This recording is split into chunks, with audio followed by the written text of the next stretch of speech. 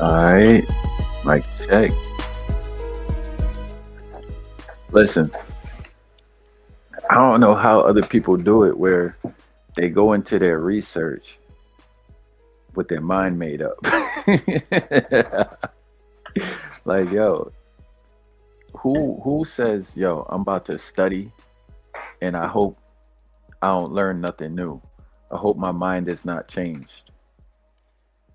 Like, come on. So, this is the first time I'm going into the study on the globes. I usually deal with the maps, the 2D surface. This is an elevation. This is a evolution right here. This is gonna be groundbreaking. I don't think they're ready yet.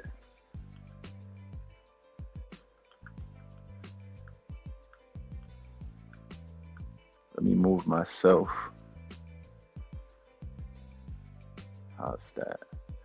Put me in the cut right there, or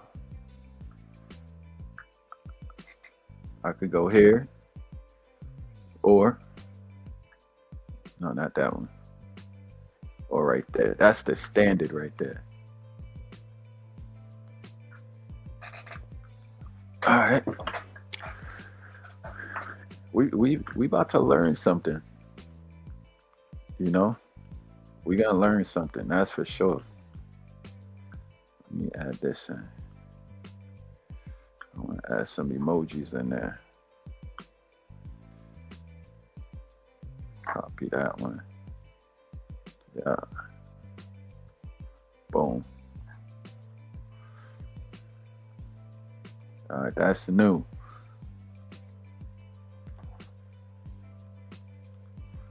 We're going into the globes.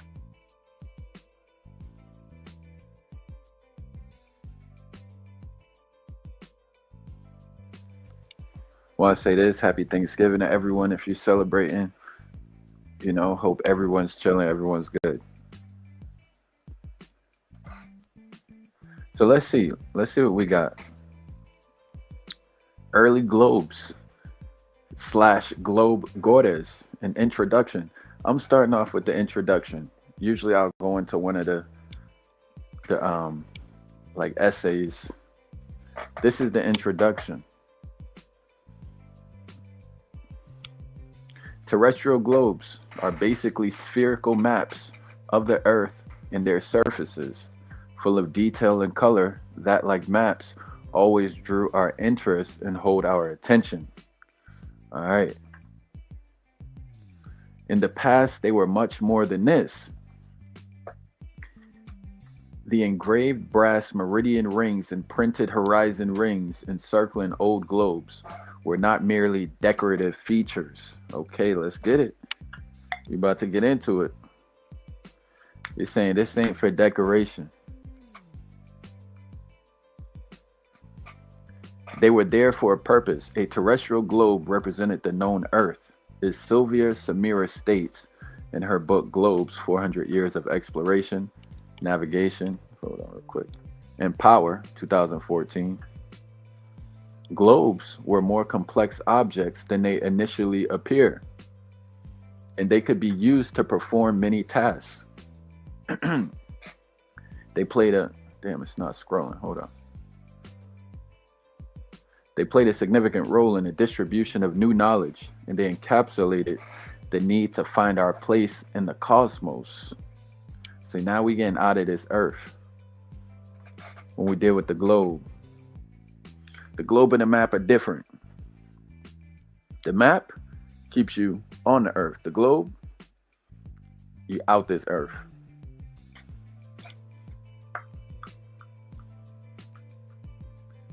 The printed globe as we know it today emerged in the early 16th century.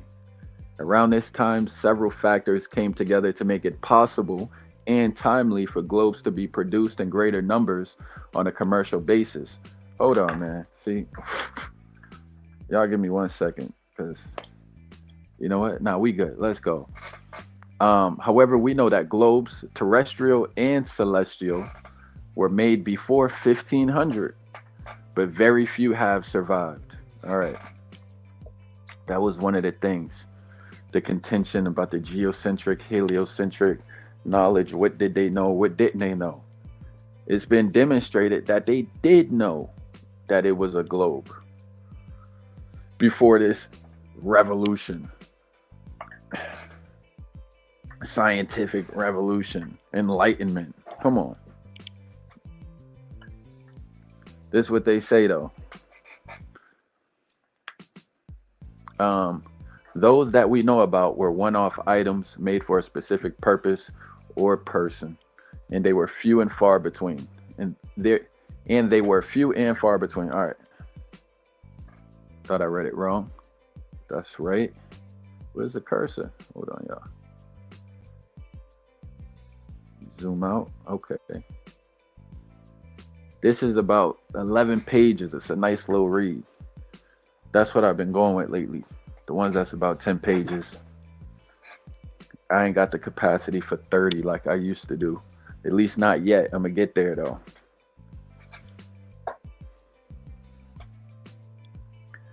It is not easy to fix with anything like a set. Hold on. Let me see 1 second.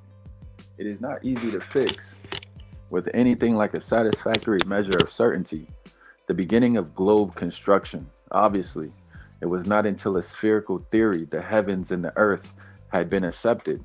And for this, we are led back to the time of Aristotle, the 4th century BCE and beyond, indeed to the Pythagoreans, if not yet farther. We find allusions to celestial globes in the day of Eudoxus, into terrestrial globes in the days of Crates of Malos. I've heard that name. And Hipparchus.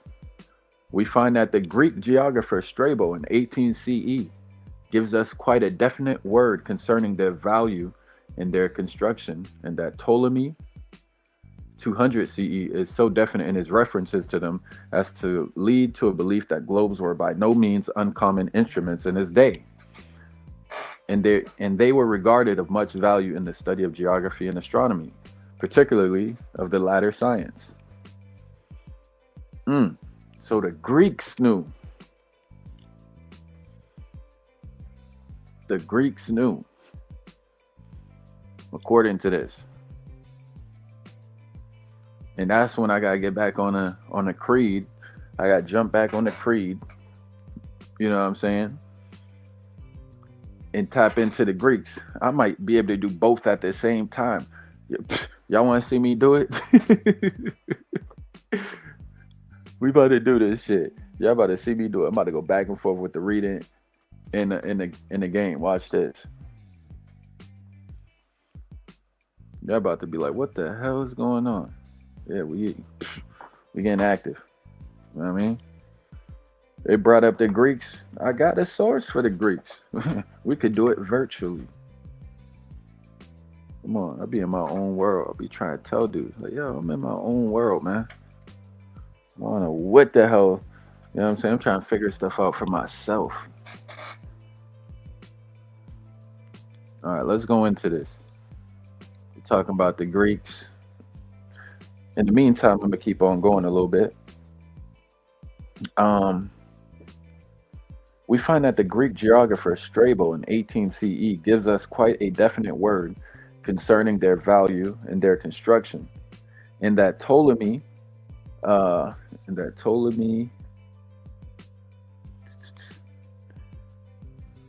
is that in?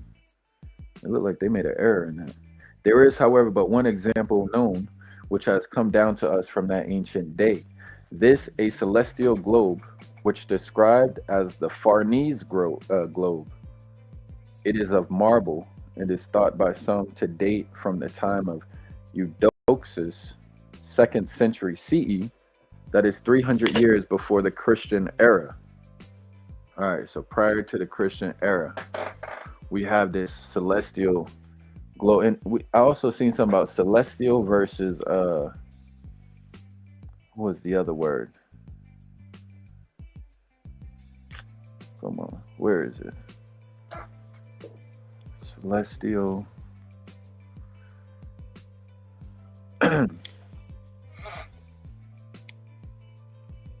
I'm I'm trying to find it, man. All right, whatever. It's all good. I'm just gonna keep on going. Therefore, the idea of making spherical models of the earth and heavens originated with the ancient Greeks. All right, we got the ancient Greeks. We open it up on the virtual side.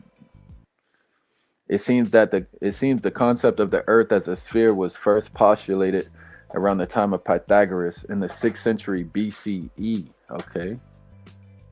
This idea gradually came to be accepted by other thinkers of the ancient world.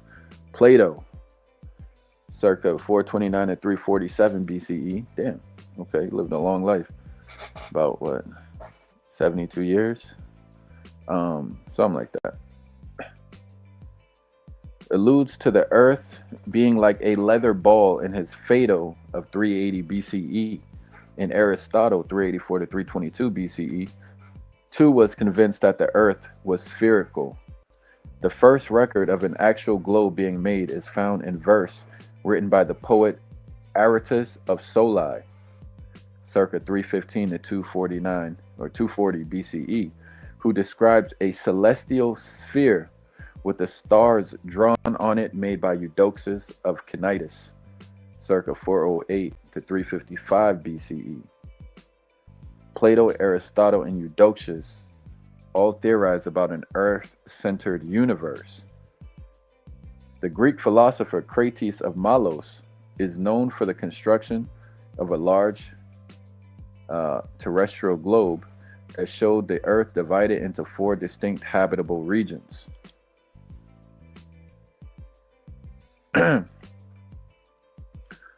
All right, so I got this open here on the virtual side. Let's see if there's anything that will talk about their sciences. Let's see, Olympic Games, Knossos, School of Greece, okay. Famous cities, daily life. Damn, so this game didn't get into their sciences? It got into their politics and their society. Huh. That's interesting. That is interesting. I wonder why that is.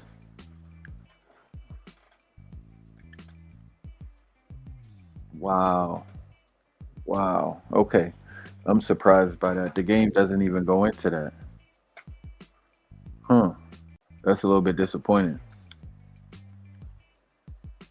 That is disappointing. That's trash. All right, whatever. It's all good. Um, where was I? The Greek philosopher Crates of Malos is known for the construction of a large terrestrial globe that showed the Earth divided. Okay, that's what it was. So let's get it. Celestial versus terrestrial globe. All right. So a terrestrial globe is a model of the Earth showing continents, oceans, countries, and other geographical features, while a celestial globe is a model of the night sky depicting stars, constellations, and celestial objects. Terrestrial globes are used for geography, showing land and water. Okay, terrestrial, so it's like the terrain. And often political, okay, it's the terrain. Celestial are used for astronomy, showing the position of the stars if viewed from the Earth. All right.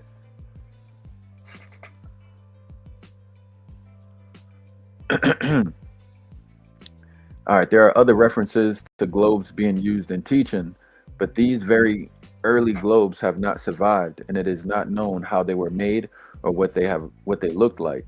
After this time, knowledge of the ancients declined in the Christian world, and there are very few references to the making of globes for 1,000 years. In ancient China, terrestrial globes were made circa 260 CE. These were small models of the Earth constructed as part of armillary spheres and used for purposes of demonstration. This armillary. go back. After this time, knowledge of the ancients declined in the Christian world. Hmm, okay.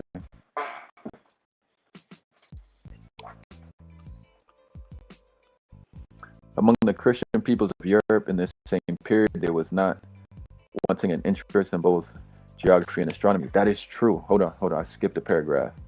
It's actually the Muslims that brought this sound scientific knowledge and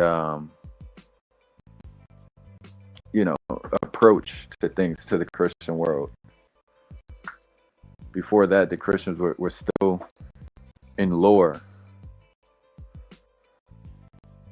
To the Muslims of the Middle East belongs chief credit for keeping alive an interest in astronomical studies during the so-called Christian Middle Ages, and we find them interested in globe construction. That is, in celestial globe construction. So far as we have knowledge, it seems doubtful that they undertook the construction of terrestrial globes. Let me see if I can depict the terrestrial globe. So it's going to show the terrain in these globes. These are terrestrial globes. They show the terrain. Now, let's go to celestial globes.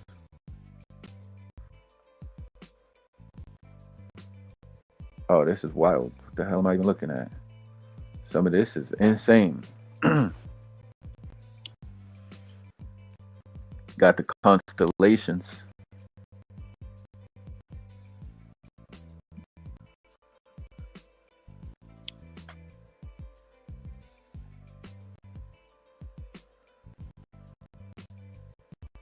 That's wild, man. Gemini. We're gonna have to get into that, man. These like astronomy, astrology, all that stuff. Not astrology, astronomy.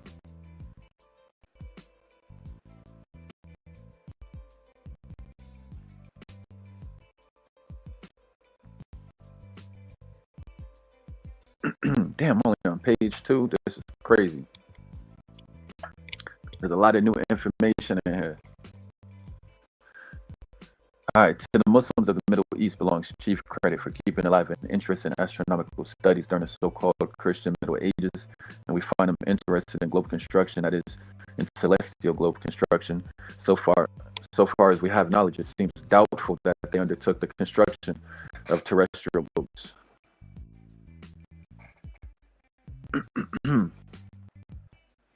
Okay. Among the Christian peoples of Europe in this same period, there was not wanting interest in both geography and astronomy. They weren't interested. I've heard that. They were still all about lore. A lot of lore. That was their culture, lore, poetry. According to Edward Luther Stevenson, in his famous 2-volume book, Terrestrial and Celestial Globes, their history and construction, including a consideration of their value as aids in the study of geography and astronomy, 1921. We are now learning that those centuries were not entirely barren of a certain interest in sciences other than theological. See? That lore, theology. The Christians were so entrenched with it. We are learning that those centuries were not entirely barren of a certain interest in sciences other than theological. Okay, they can give us the exception. In Justinian's day, or near it, one Leontius, however you say his last name, Mechanicus, busied himself in Constantinople with globe construction, and we have left to us his brief descriptive reference to his work. Who is this dude? Leontius? We're gonna see who this dude is.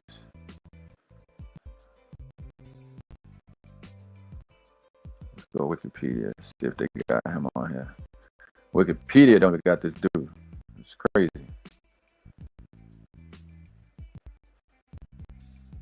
Okay, I found him.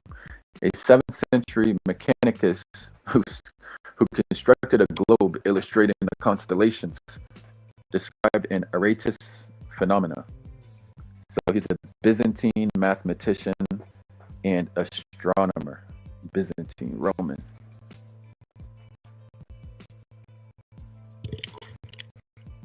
Probably Eastern.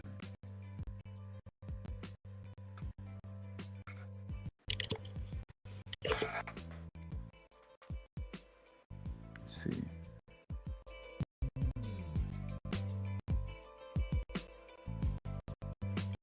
All right, we're gonna go back here.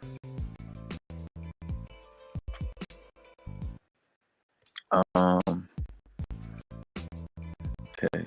With stress laid during the many centuries succeeding upon matters pertaining to the religious life, there naturally was less concern than there had been in the humanistic days of classical antiquity as to whether the earth is spherical in form or flat like a circular disc, nor was it thought to matter overmuch as to the form of the heavens.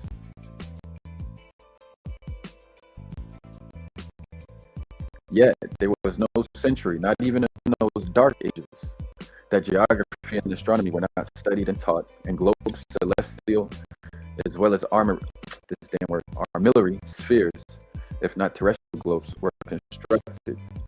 The Venerable Bede, Notker, Pope Sylvester I, the Emperor Frederick II, and Alonso of Castile, not to name many others of perhaps lesser significance, displayed an interest in globes and globe making. There are records of terrestrial globes made in the 15th century, but the earliest extant example from 1492 was by Martin Beheim, who lived from 1459 to 1507, of Nuremberg. So I think that's Germany, right? A cultural center for scholars, artists, and instrument makers, and the crossroads for all types of trade and commerce. So in Europe, this knowledge of the globe was lost for like 1400 years, damn near 1500 years, 16, for a very long time. How did they lose that information for damn near 1500 years, 1600 years? That's crazy.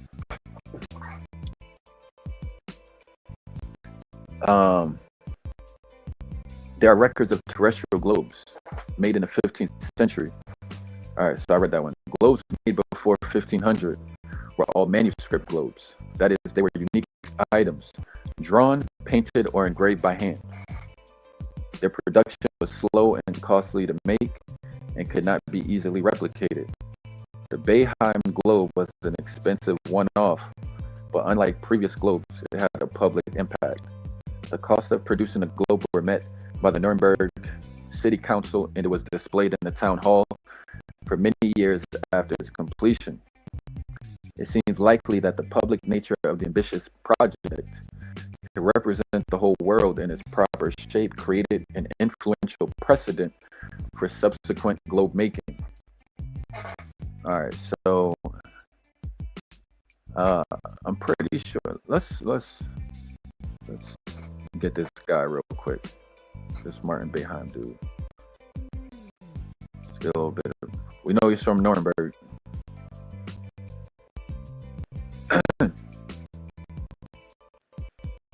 All right, he looked androgynous to me, but that's not the point. Okay, 1459 to 1507, Martin von Beheim. Martin of Bohemia was a German textile merchant and cartographer. He served John II of Portugal as an advisor in matters of navigation and participated in a voyage to West Africa. Okay, that's interesting. We're gonna we're gonna cross paths with this guy again because he's one of the articles that's coming up. So he served the Portuguese. John II of Portugal. John II of Portugal. I always see this guy's face, man. Always. King Joao. That's how they say John in Portuguese. Joao, something like that. All right, back here. After 1500, globe making changed dramatically. The idea of making models of the earth and the heavens for a wider public gained momentum for several reasons. The technical innovation of printing with movable type in the 1450s had enabled the wider circulation of all types of text and of knowledge in general. It's very true. That printing press changed the game in Europe. Major invention.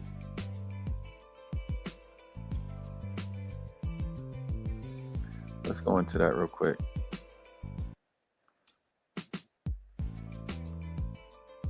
All right. The Gutenberg. We always hear that shit.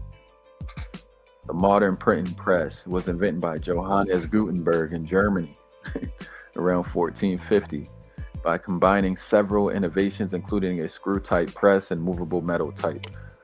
Yeah, I've heard this. The Gutenberg. And I think they also talking about the Gutenberg Bible.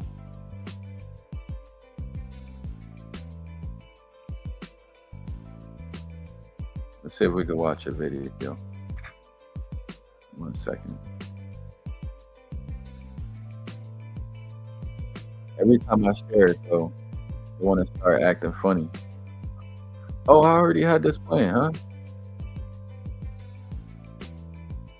We're going back. Oh, the audio is disconnected. 1 second. All right, we're going to take it down. We're going to put it back up. The StreamYard is like kind of retarded. I ain't even gonna lie. You're doing some wild stuff. What the hell is StreamYard doing? Man, I swear, bro. All right, let's go out. See if that fixed it. This is a reproduction of Gutenberg's printing press, circa 1450s, and we're going to print a page of the Bible. This is 1 Samuel, chapters 25 and 26 we're going to print. So let's get into the printing. What we're going to do is we have these are called ink balls or ink blotters. We're going to pick up just a little bit of ink. Just Hold on, we're going back. Hello, my name is John Slive. We're going to talk about the Gutenberg press and Johann Gutenberg's innovation of movable type. This is a reproduction of Gutenberg's printing press, circa 1450s, and we're going to print a page of the Bible. This is 1 Samuel, chapters 25 and 26 we're going to print. So let's get into the printing. What we're going to do is we have these are called ink balls or ink blotters. We're going to pick up just a little bit of ink. Just a tiny bit. We work that around on here till we have a nice even layer of ink. So there's no blops and globs. When we get that spread around nice and even, we'll apply it to the text. Now this text that's in here is a solid plate because we travel with this. Gutenberg's innovation was individual letters, individual type. So we're going to put the ink on here. We just roll this on gently, nice and even. The goal is a thin layer of ink evenly across the type.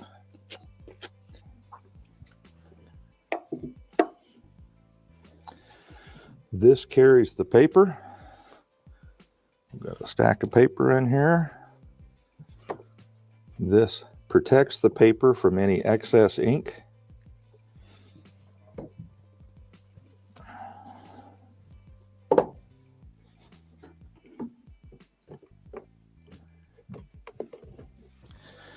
Okay, we're going to push this in. Bring this bar around. This puts about 2,000 pounds of pressure on the paper.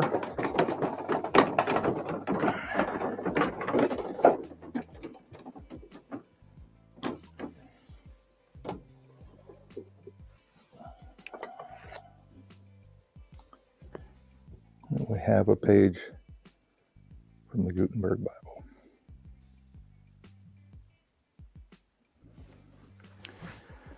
Okay, so that's kind of a short version of it.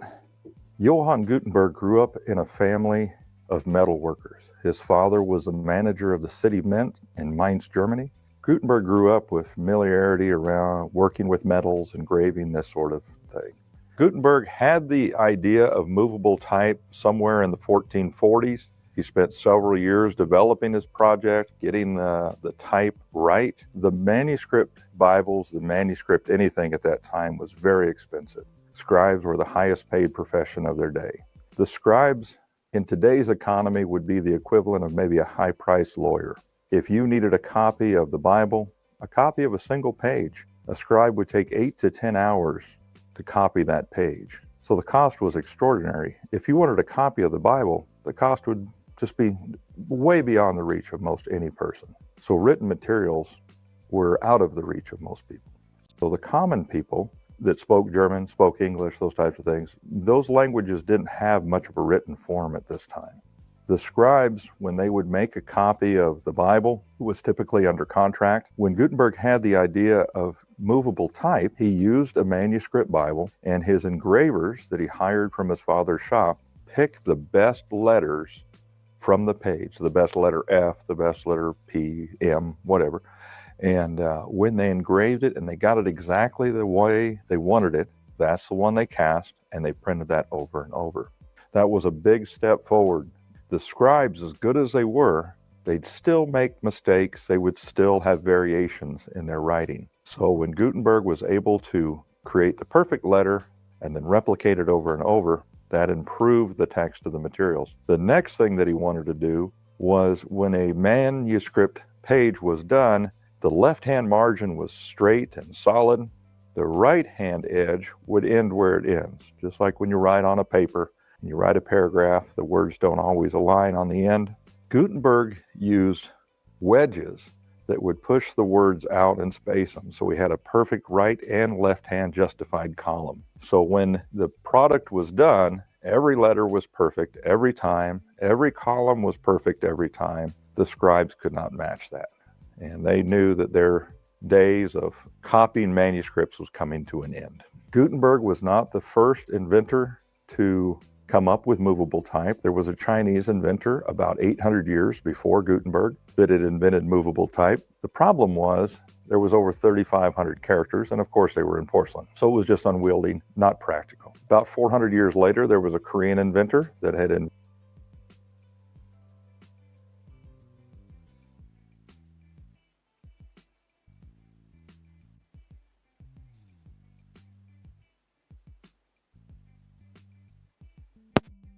Mic check, mic check.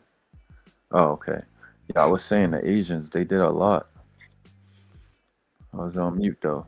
invented the movable type, but he was dealing with about 1,400 characters. Again, it was just impractical. When Gutenberg had the idea of movable type, using lead and dealing with 26 characters, it was much more practical. When the characters flattened out, he could simply melt the lead and recast new letters. All right, that was good. We're gonna come back here. We're only on page 3. All right, circulation of all types of text and of knowledge in general. Interest in the classical world had been rekindled. In this Renaissance period, old knowledge was looked at afresh, and new ways of thinking and seeing flourished. All right, we got to pause right there.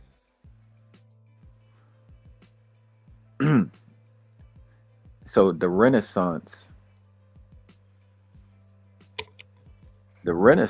is looking back at the classical world, this knowledge of a globe, which the Greeks knew in the 300s BC, had been lost up until like the 1400s.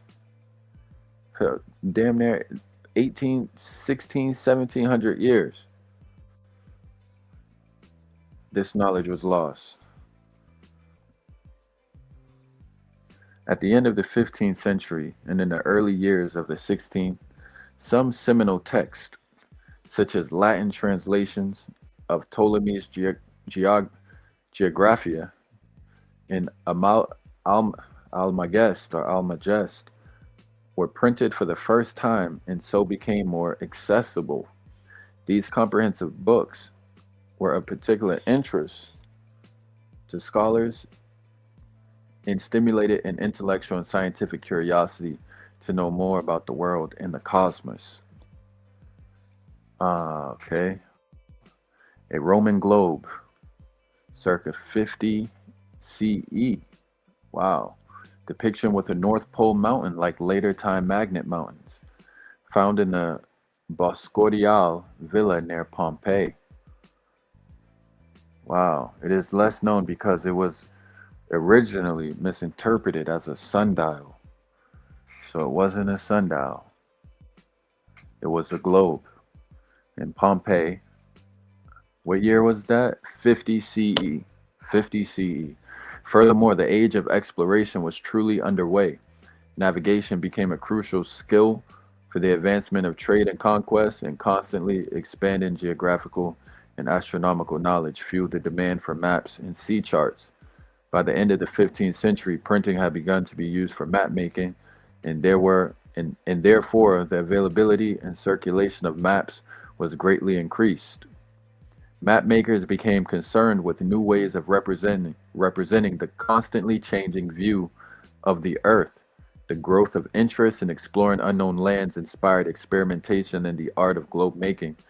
In the first half of the 16th century saw the production of several globe models, both hand painted and printed. Printing made Printing made it possible to produce globes in greater numbers at lower costs so they could be more widely distributed.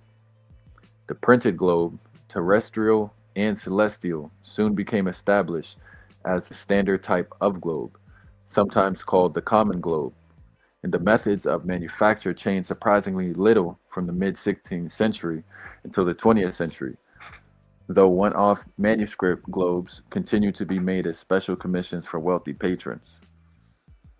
All right. The 16th century opened with a marvelously increased interest in geography, the result of a climax reached the transoceanic discoveries in which Columbus led the way. If the makers of plain maps became now increasingly active, so the makers of globes were becoming increasingly numerous, and at first in the centuries of Transalpine Europe, following Beheim's famous model, the next significant terrestrial globe is that designed in 1507 by German cartographer Martin Waldseemüller, 1470 to 1521. I do want to say this. I've studied a lot of the Germans' cartography. They were absolutely leading the way, at least decoratively, when it comes to cartography. Um,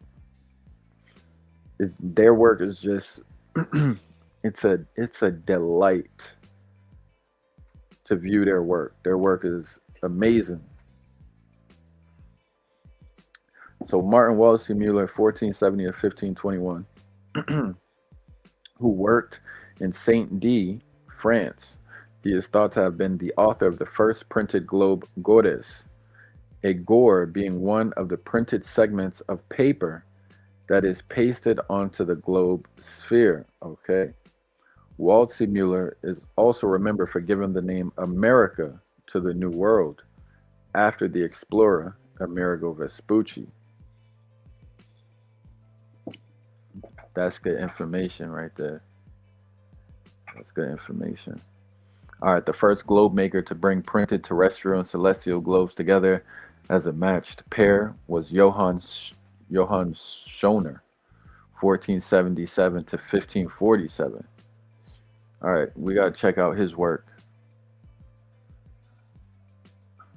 Let's see it.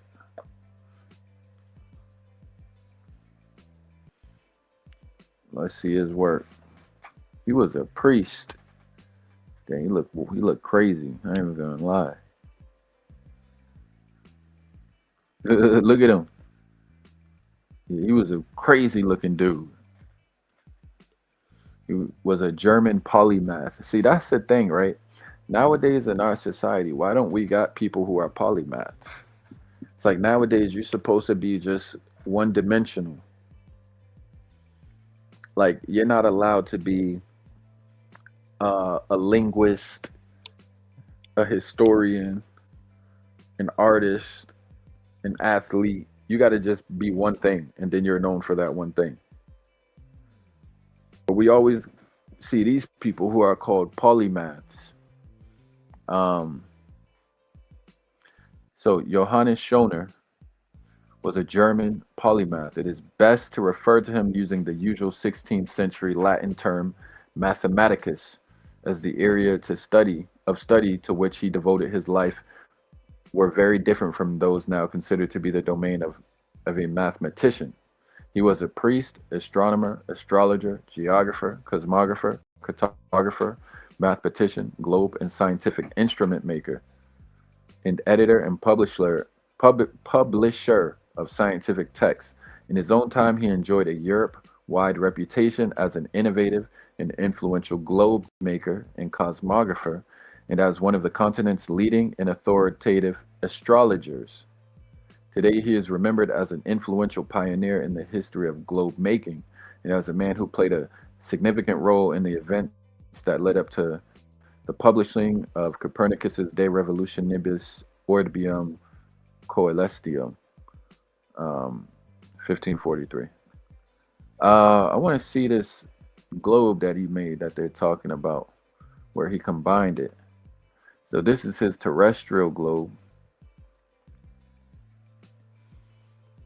He got South America that looked like South America.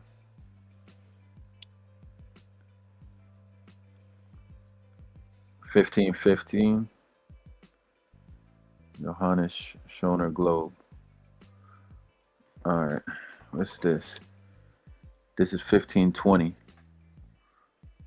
Oh man, this is about to get real interesting.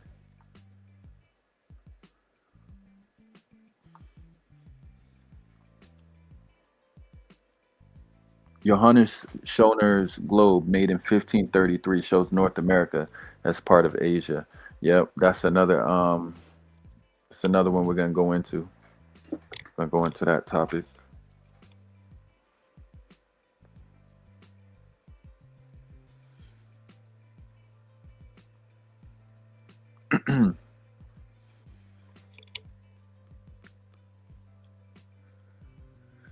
All right, a German cleric turned printer who worked in Bamberg and then Nuremberg. He made several manuscript globes and started to print them on a commercial basis in 1515. All right. Globes made of metal with engraved maps, as the Linux and the however you say that, Jagellonicus copper spheres, globes with manuscript maps covering a sphere of special composition, as were those of Schoner, globes in the preparation of which engraved Gore maps were employed. All right, this I gotta get clear on this.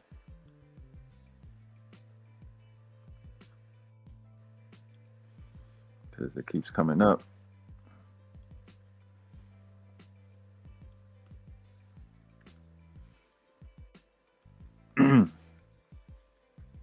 Okay, a Gore map can refer to a few different concepts. A map made of wedge-shaped segments called gores used to construct a globe, a triangular piece of land left over between. Okay, it's the first one.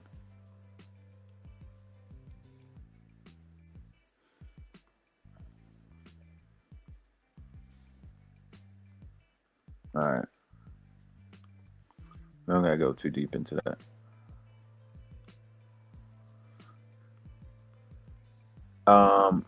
Were employed, such as those as Waldseemüller, Boulanger, Gemma and Gerard Mercator, make their appearance in ever greater numbers. While terrestrial globes show the land and sea, celestial globes display the layout of the stars. On a practical level, the mapping of the heavens was crucially important for seafaring, as sailors navigated across the seas using the positions of the stars. These factors, combined with the contemporary intellectual interest in cosmography, the study and representation of the relationship between the earth and the heavens. Okay, that's cosmography, the study and representation of the relationship between the earth and the heavens. Okay. Made Schoner's pairing of a terrestrial with a celestial globe immensely significant. Yeah, that sounds crazy. I gotta see it. I don't know why they didn't just drop the picture right there.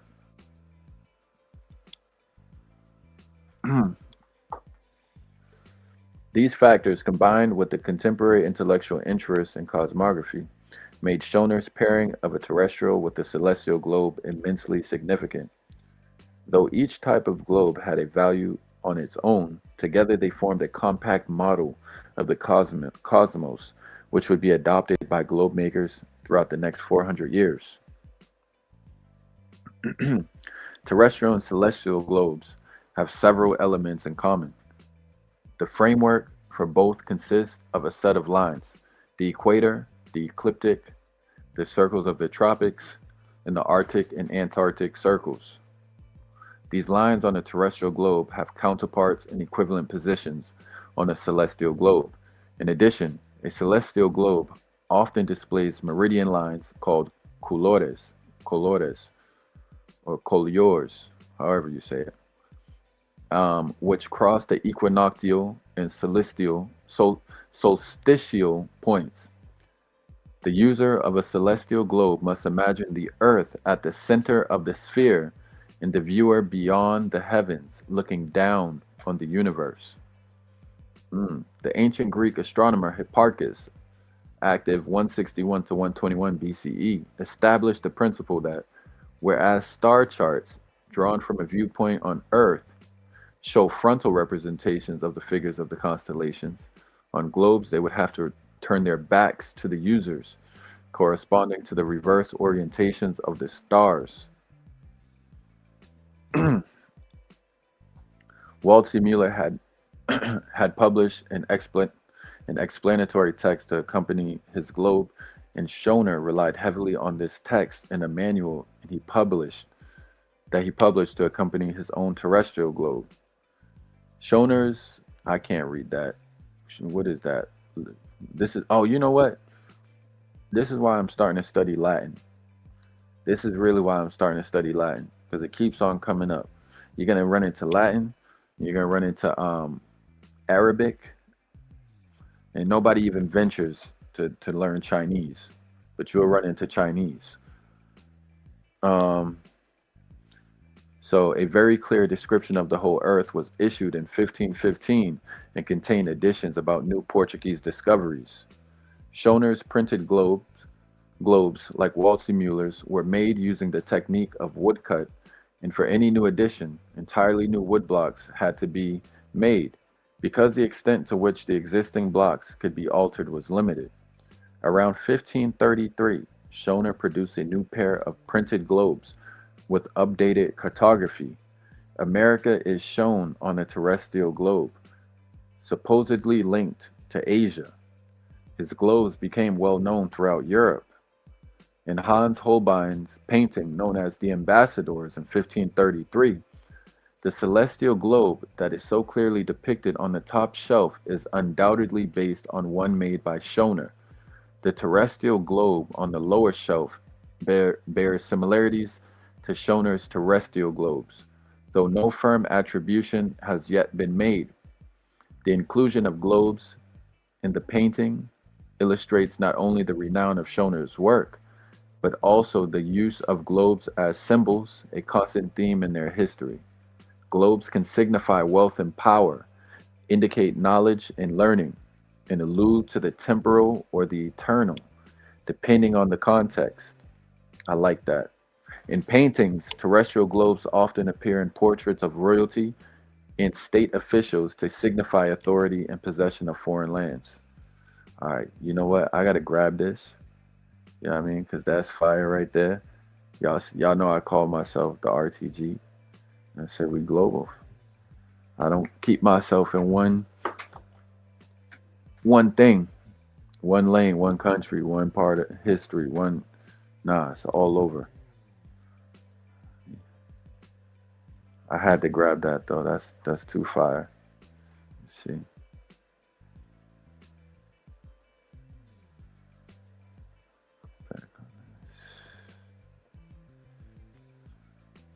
That right there. All right, globes also appear in portraits of explorers and navigators to signal the nature of their accomplishments. Terrestrial globes and vanitas, still life paintings, remind us that the earthly pleasures are fleeting and finite.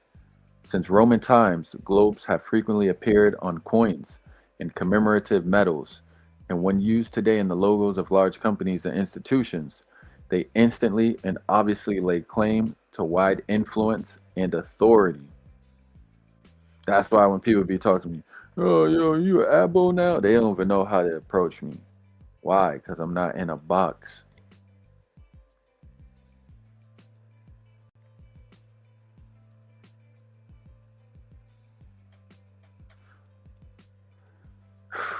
Since Roman times, globes have frequently appeared on. Okay, I read that one. Though there were other globe makers in the 16th century, for example, George Hartmann, who lived from 1489 to 1564, of Nuremberg, so we got another German, and Caspar Vopel of Cologne, 1511 to 1561. Okay, it seemed like after the Portuguese and the Spaniards get their ish off, it's the Germans and the Dutch that start going crazy, start getting stuff done. That's what it's looking like. Right after the Spaniards and the Portuguese, the Iberians, oh y'all done got the Moors out of there, the Muslims out of there. Right after them is the Germans and the Dutch making moves. And then after them, the British. Then after them, the Americans. Actually, yeah, yeah, yep. After them, the Americans. That's how the rock got passed around the world. Though they were okay. And Caspar Vopel of Cologne, 1511 to 1561. Schoner is the best known. I gotta get this dude's work. We gotta see his work. Let me see. Are they gonna show us the work? Yep, we about to get to some visuals after this. All right, perfect. We almost actually this is the last page of reading, and then everything after this is visuals. After I look through that, I'll probably do a little bit of linguistic studies. And then that's it. How long I've been on here? They took away how long the duration. You can't even see it while you.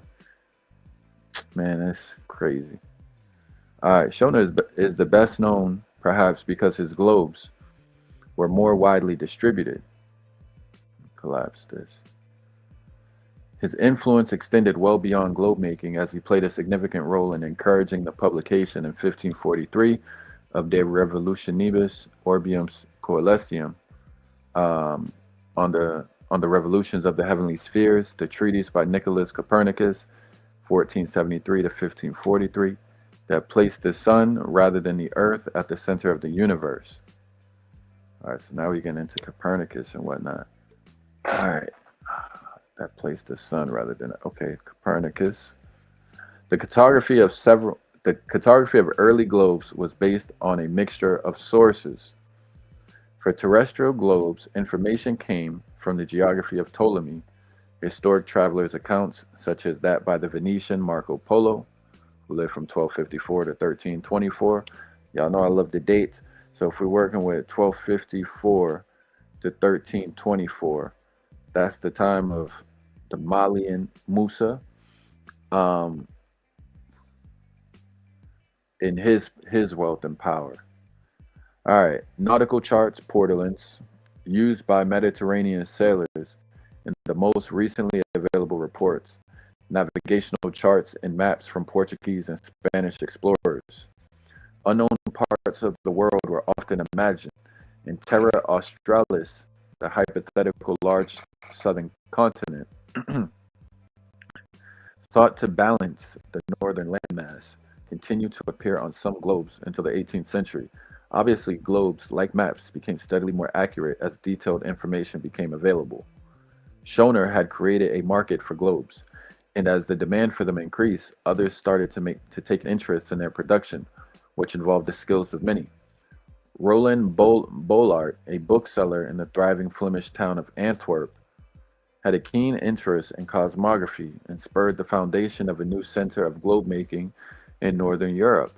In 1527, he financed the printing of Schoner's manuals in Antwerp and found people with the practical and intellectual skills needed to make globes in the university town of Louvain.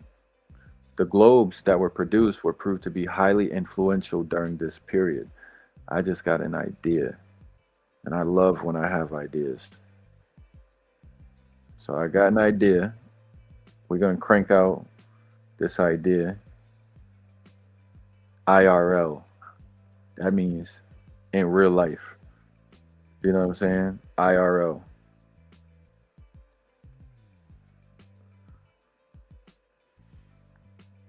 Shouts out to everybody, man. Shouts out to everybody.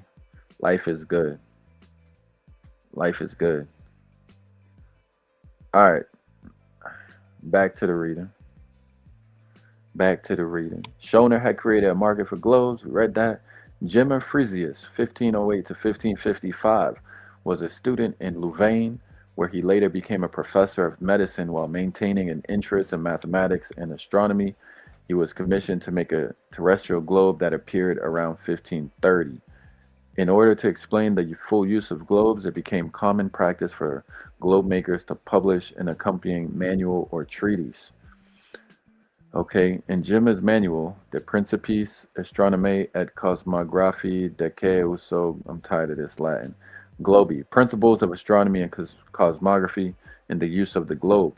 While acknowledging his debt to Johann Schoner, he called his globe a cosmographic globe because he added several features from a celestial globe.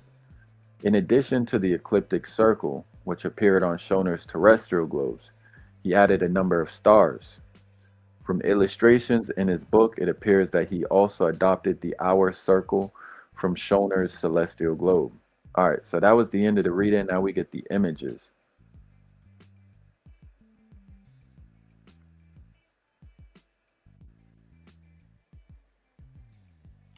So that says America. So we know this is the coast of Brazil, Venezuela, and the Caribbean islands, as they knew there were scattered islands. So whose globe is that? He didn't even tell us. That's messed up.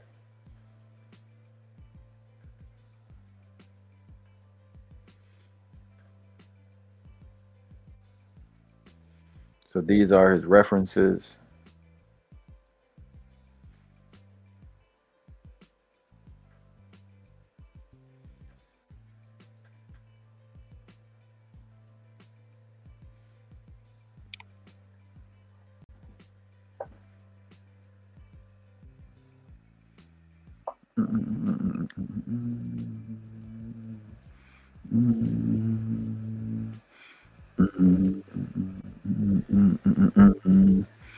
All right, we got these figures. Dennis Diderot's Encyclopedia, 1757, showing the equipment and process of globe making. Oh, that's dope.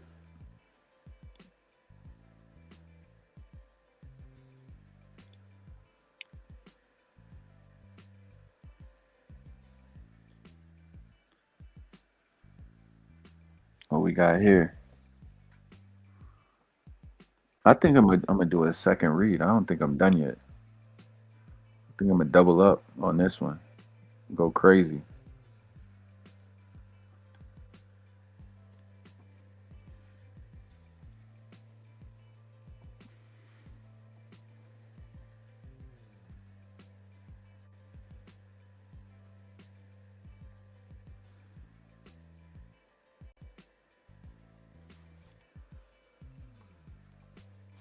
So we got the meridian ring, the ecliptic, and then the equator.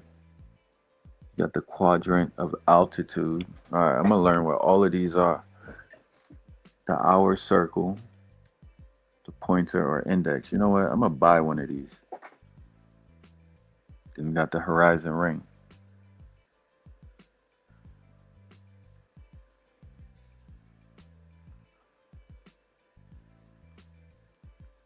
Yeah, I gotta buy one of those. It didn't even show us his you know what, let me just Google it. Celestial and terrestrial. Let me just put Schoner globes.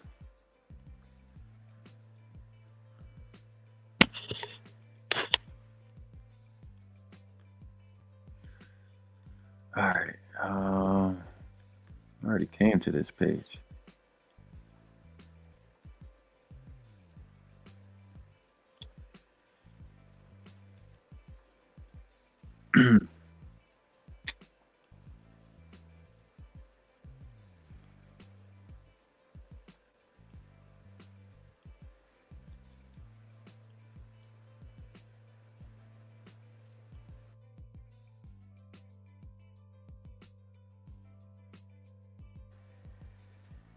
The audio on this on? Yeah. This is a celestial globe, a representation of the heavens, but the heavens seen from the outside, not the way we normally see them. We would normally look at them from the inside, looking from the center out. This is a globe, a celestial globe seen from the outside. It's a very important one in the history of scientific instruments because it's the earliest surviving celestial printed globe in the world. There are, in fact, two examples, being a Hold printed up. globe. Wait, what? More than Ryan, you said the earth is in a globe. You know, you think you're slick, Ryan, but I can read, right? So I know what you mean when you say that. The earth, you're right. The earth is not a globe, right? The earth is a surface. You feel me? The earth is a surface. It's not a globe. You're absolutely right. So I fully understand what you mean. Now, if you want, you could follow up and like clarify a little bit if you want to expand on your statement. Because I agree with you. one, but this is the earliest example. And it's a technology that's going to become important. You've seen so many globes, printed globes of the heavens and the earth. It's going to be important. And here we have the very first, made in 1534, or thereabouts, in Nuremberg in southern Germany. And you might well ask, how could it have been made?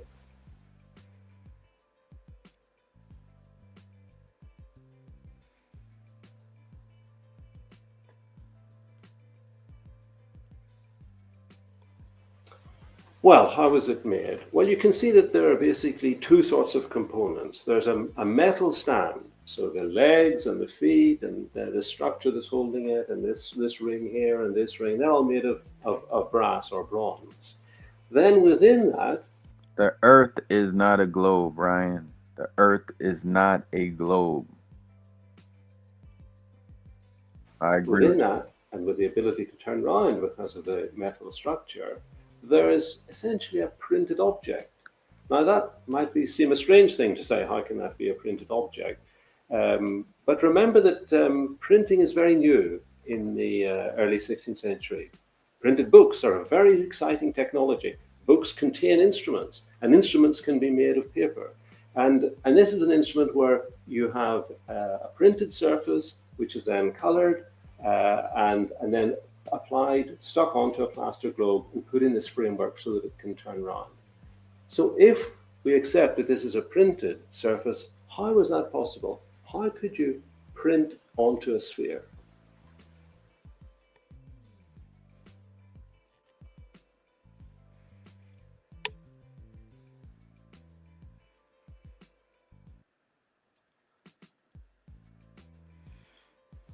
So how can you print a sphere? Well, at this stage, images of this sort are being printed using woodcut. So you have a wooden block, and you take away the areas of wood that are not going to be printed. You're left with a relief pattern that you can ink and then apply paper to and rub it on and lift it up, and you have a printed image. The trouble with that is that it has to be flat, and this is an object that is spherical. So how do you wrap the flat print around the object? Well, a technology was developed for making printed globes so that the printed image, the flat printed image, was a series of triangles that you cut out, and then you apply them to it. But if you think about it, that's a very difficult thing to do. It requires a lot of careful manipulation, and a lot of skill was involved in the workshop where this was made. So what about that workshop? Who made this globe?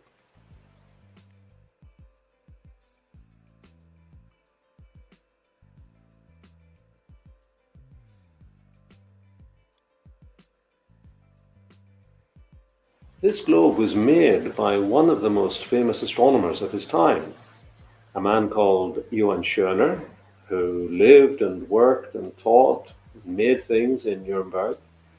He had a workshop, he had a printing shop, and he made things himself as well as managing his workshop. And that isn't a role that we expect of leading astronomers. But Schörner had a European reputation. People came to study with him, to work with him, to work in his workshop, and his business was very successful. He made and sold his globes through agents throughout Europe. So you might ask, well, how can a leading astronomer also be a craftsman, also have a workshop and produce things? That's not something we expect today.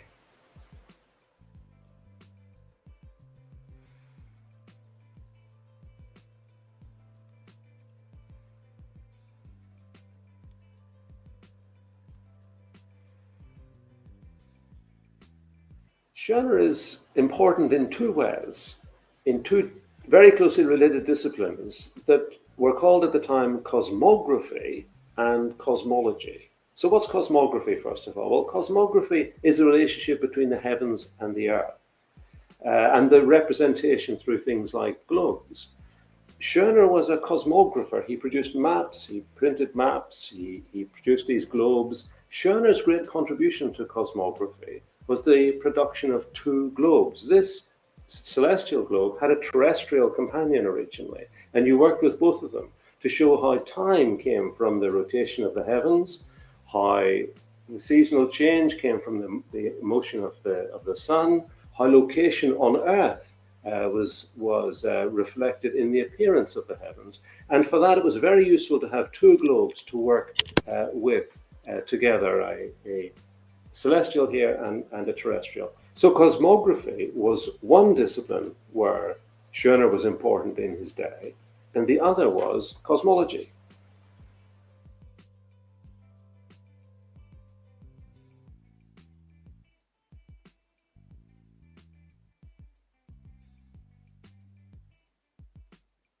Historians of astronomy are most interested, have been most interested in the past, in the changes that happened in cosmology in the 16th century. There, Copernicus was enormously innovative in saying that it wasn't the Earth stationary at the center of the cosmos, but the sun, and the Earth was a planet moving around the sun. What had Schörner to do with that? Well, Schörner had heard about this chap in far north of Germany, in Frauenburg, a cathedral there, with these very original ideas about cosmology. And he persuaded a disciple of his, a man called Rheticus, to go north to Copernicus to find out what this idea was. Copernicus had been very reluctant to publish, but he was encouraged by Rheticus to try out a publication. They publish one book, which is actually dedicated to Schörner. That goes down quite well in the astronomical community. And then Rheticus is entrusted with the precious manuscript of De Revolutionibus, the great book of Copernicus. He brings it back down to Nuremberg, where Schörner is waiting to facilitate this publication in Nuremberg. So Schörner was really instrumental. He was critical in the process that brought to light the cosmology, the sun-centered cosmology of Copernicus. All right, that was pretty good. I mean, ain't mad at that. I want to see the globe still. Let me make sure my mic is on. Yeah, I still want to see these. Black Central Europe. Black Central Europe. Okay, okay, okay, okay. Hold on. This is about to be good. All right, Black Central Europe will bring you over 1,000 years of Black history. Oh, man. In the German speaking lands and show you why it matters right now. All right, hold on. Don't let me get hold of this. Don't let me get hold of this.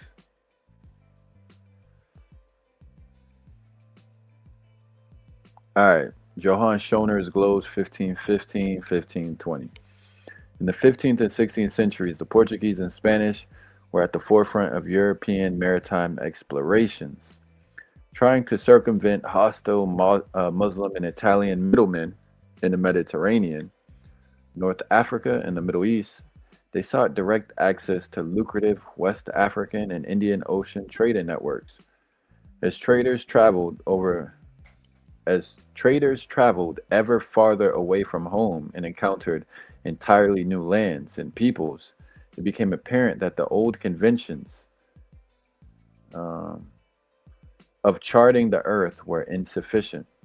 Rather than maps that primarily served theological purposes, the most modern maps aimed at providing accurate spatial representations, highlighting relative distances, locations, and notable physical features to facilitate maritime travel. Drawing from classical sources like Ptolemy as well as the most contemporary travel reports, map makers also hope to provide the most up-to-date scientific information on the sorts of peoples and creatures one might encounter. Map makers were thus at the forefront of processing and disseminating knowledge about the wider world for Christian Europe. And we can see in their work the dramatic expansion of European knowledge, the continuing relevance of fantastical legends, and the persistent presumption that Christian Europe represented the height of civilization. Johann Schoner was a scholar based in Nuremberg, and his 1515 globe is one of the oldest still in existence. The image above, however, comes from a 1520 edition, which he produced for the Bamberg notable Johannes Seiler.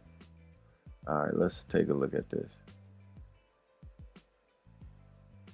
It's loading. Oh no, nothing open. Let's try this one. Well, either of them open. Okay, I got one of them. Let me see. Yep, I got it right here. Let me blow this up. It's the same one. Actually, no. Okay. Is this South America right here?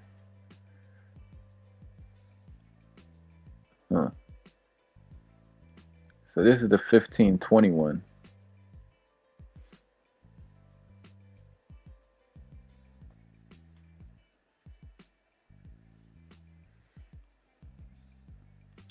All right, I don't want that. All right, like other contemporary maps, Schoner's globes and the supplementary work he produced are remarkable for the details they provide about the coast and interior of Africa, which European travelers were only just coming into contact with. His globe shows a curious mixture of fact and fantasy as contemporaries struggle to reconcile long-standing myths and presumptions with objective analysis of their extraordinary encounters. He gives more or less accurate details of the locations of rivers and major trading centers along the coast, and he also notes the presence of wondrous creatures like elephants, giraffes, dragons, and basilisks. All right, so this says the Blemier of East Africa, the detail from a version of Schoner's 1515. So I think it's this head body guy. That's the Blemier. So that's some of the myths. coming into the cartography. For his details on the interior of Africa, Schoner drew mainly from classical sources. Right. So these Renaissance thinkers are drawing from classical material that has been lost to the Europeans for well over 1,000 years, more than 1,500 years. The knowledge of a global world. For his details on the interior of Africa, Schoner drew mainly from classical sources, and so this was a land populated by various dark-skinned peoples identified by classical authors, as well as the Blimier, monsters with their heads in the middle of their chests. In this globe, Schoner located Prester John in India, although the 1515 version claims that he had come from India to Abyssinia, illustrating the confusion over where Europeans should go to find the legendary Christian king. Well, I think they meant to go to Ethiopia for sure. The Prester John would have been those Ethiopians. That's my belief. As a scholar, Chet Van Duzer has noted, Schoner's attention to the three kings is also noteworthy. Although a number of contemporaries had shown the kings together, few had tried to identify their homelands. In the supplementary work to his 1515 globe, Schoner shows himself to have been influenced by the developing trend of including a black magus in the adoration. What is this?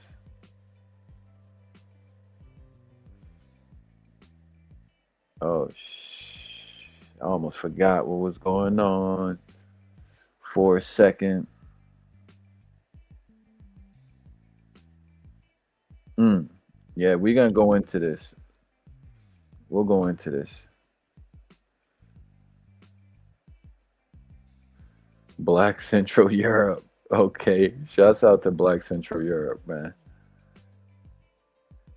Breaking down this information. Although he disagrees with the details presented in John of Hildesheim's legend. He locates Melchior's Tharsis in northern Asia, places Caspar in Arabia, and identifies Ethiopia sub Egypto near Sheba, Saba, as Balthazar's homeland. Deutsch. Okay. Don't make me start studying German, man. Deutsch. Or whatever. Same thing. Whatever. Come on. Africa on Schoner's 1520 globe. Germanisches National Museum, Nuremberg. Yeah, we know they got that, some screwed up history. Yeah, we know. Gotta go into that too. Definitely gotta go into that. Black Central Europe. Hans Memling, Adoration of the Magi, 1470 to 1472 time frame. Although it is commonly accepted today, especially in Europe, that one of the three kings is black. Oh, okay. Okay. Oh, man. What is this? This brought me to the old school internet. You got a little chat. Oh, this is dope. I don't know why it brought me there, though. I don't like that.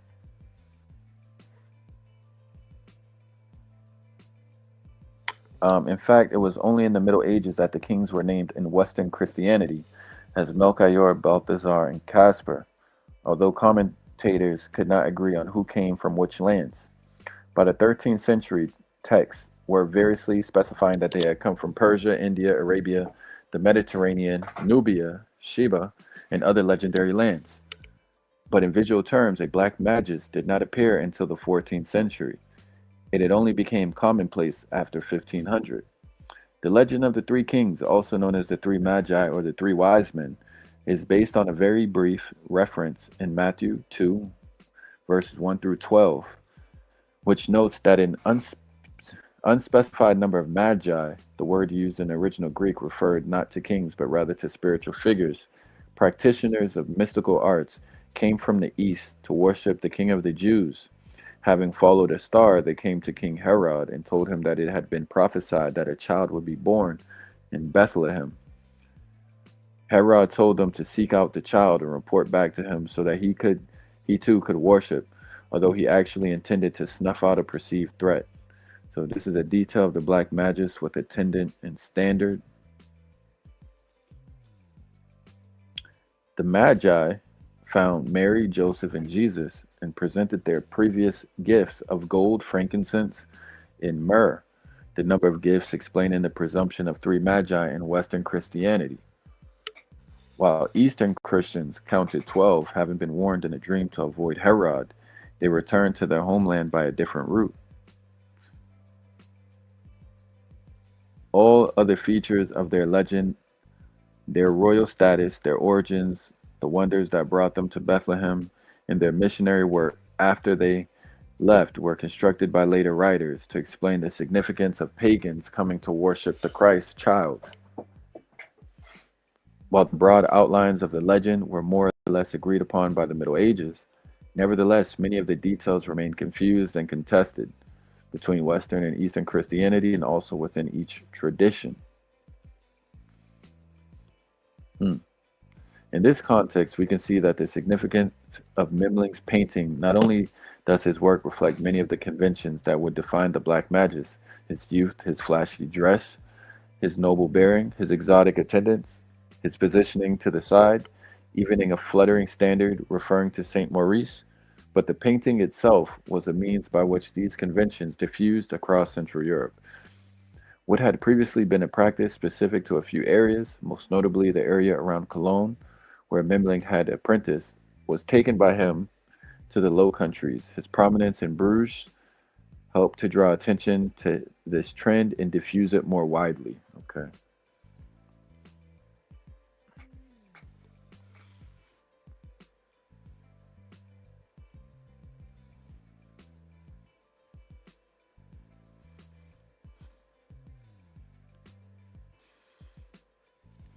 I gotta get more information on this. So, but I'm guessing that's supposed to be baby Jesus, right? So let's get some context on this.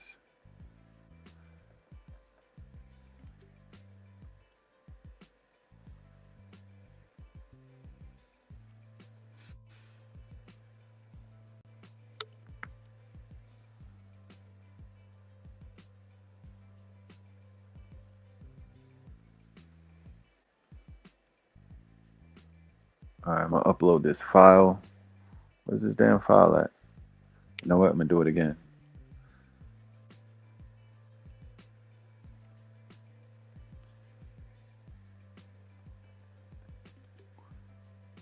Just gonna tell it to provide context. Provide context.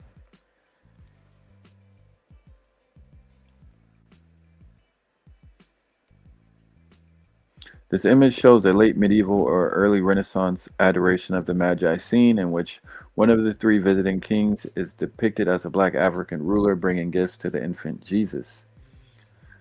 The subject comes from the Gospel of Matthew's story of the Magi, wise men or kings, who followed the star to worship the newborn Christ and presented gifts of gold, frankincense, and myrrh. Mary sits with the Christ child while richly dressed foreign kings kneel or stand before them with elaborate vessels containing their gifts. So the Black King figure. By the late 1400s, European artists increasingly represented one of the Magi, often the youngest, as a black African king, usually named Balthazar, in later tradition, something like that, Balthazar. This figure stands for the peoples of Africa and symbolically for the wider non-European world, acknowledging Christ, even as actual black people in Europe often face marginalization and enslavement. These images reflect both the real presence of Africans in late medieval and Renaissance Europe and European fascination with African courts, trade, and wealth, especially in gold.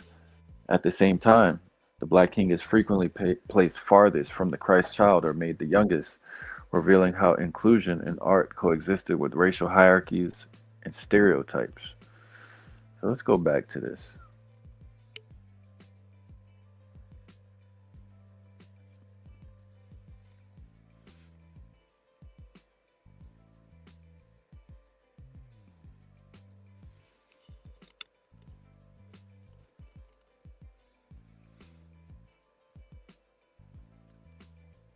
Okay, this is another scene. So in this columns on the left side, you got a scene with the angels.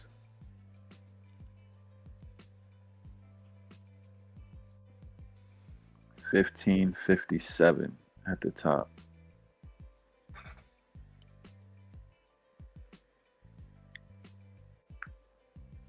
So over here looks like could represent maybe Muslims, or maybe those are Christians too, who knows.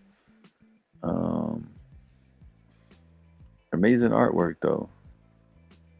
Hans Memling. Yep, Hans Memling. Let me drop this.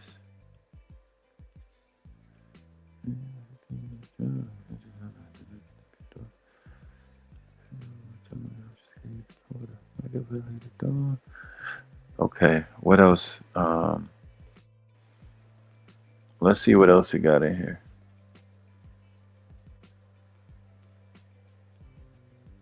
Nah.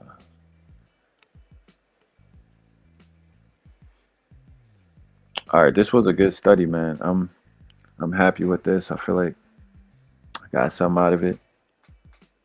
We got introduced to the whole concept of globes. So I'm gonna continue on this path.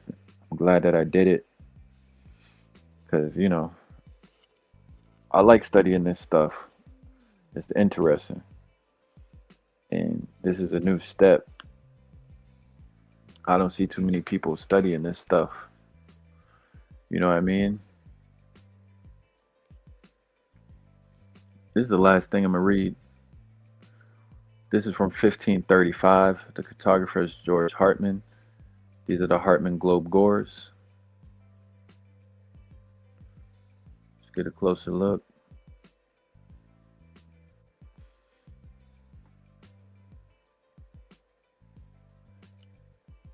Okay.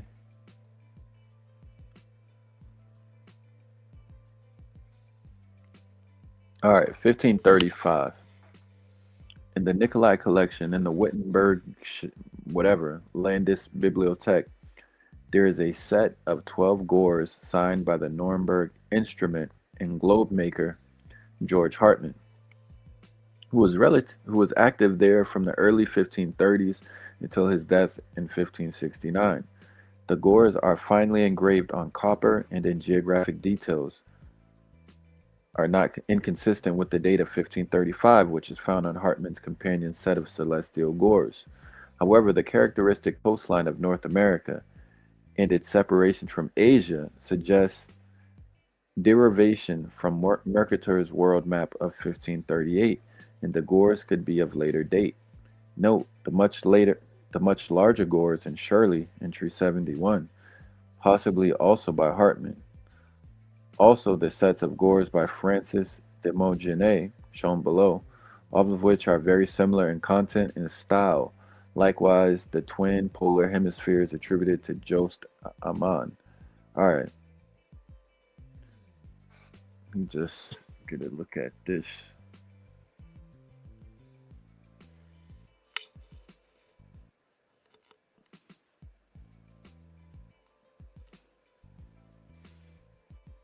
All right, here's America right here. There we go. So we see America get separated from Asia. So he said that's a derivation from the Mercator.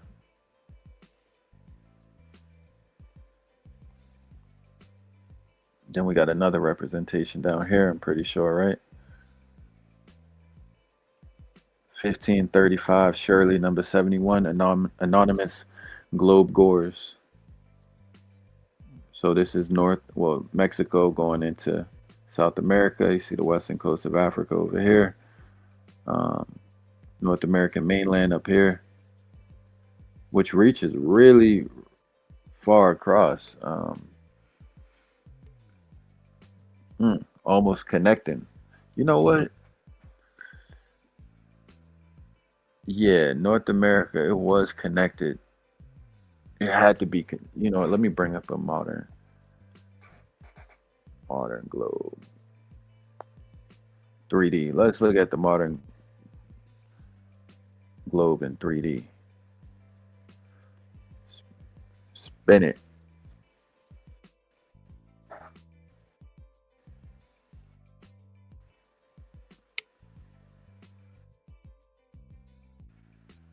And now that I think back, um, going into the globes. But while this loads up, let me play this video. This is still good. We still got some good information to get into. Let me see if this is sharing the audio. No, it's not. All right.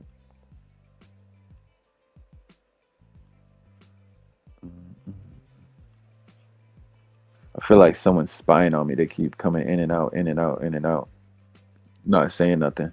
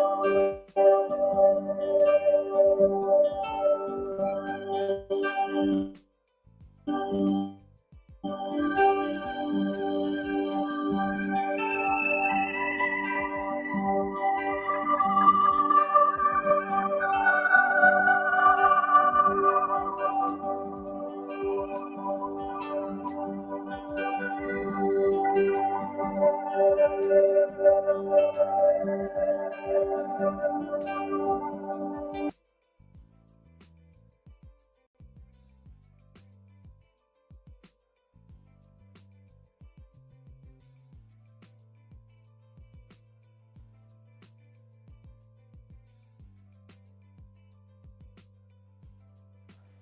brought this up before. I'm bringing it up again.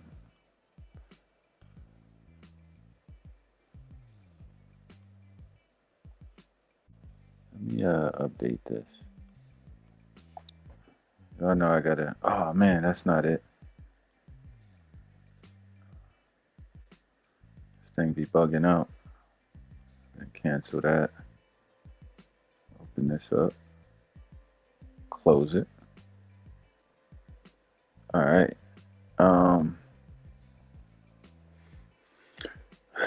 Okay. How should we look at this? Population cartogram, population density, population growth, fertility rate. Ha ha. Pretty sure that goes for men and children born to a woman.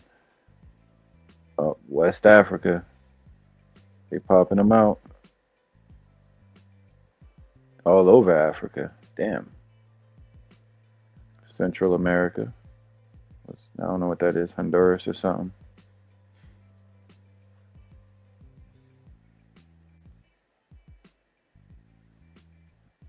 Oh, this is what the tilt. Yeah, Africa and the Yemeni population. And who's this right here? Is that Iraq? It might be Iraq right there.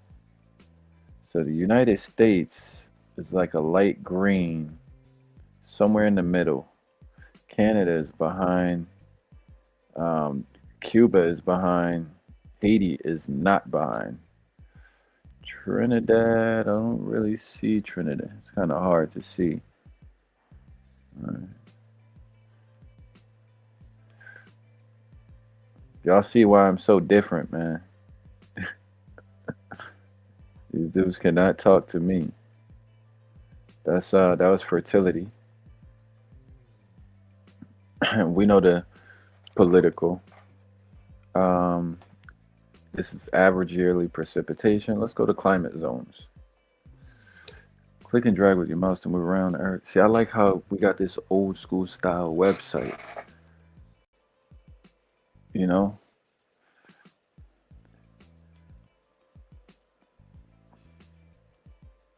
So I'm up here in the purple. So I guess I'm in the tundra, huh? We in the tundra up here. Let me take this live read off the screen. I'm in the tundra zone. So I'm basically what the Canadians, right? What the Canadians go through, we go through. What the Siberians go through, we go through. What the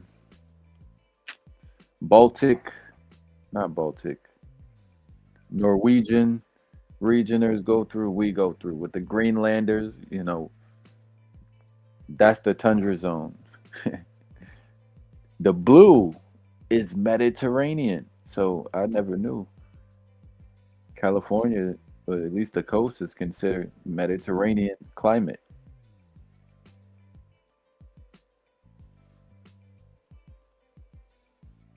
All right, green is tropical grassland. Okay, what's this pink?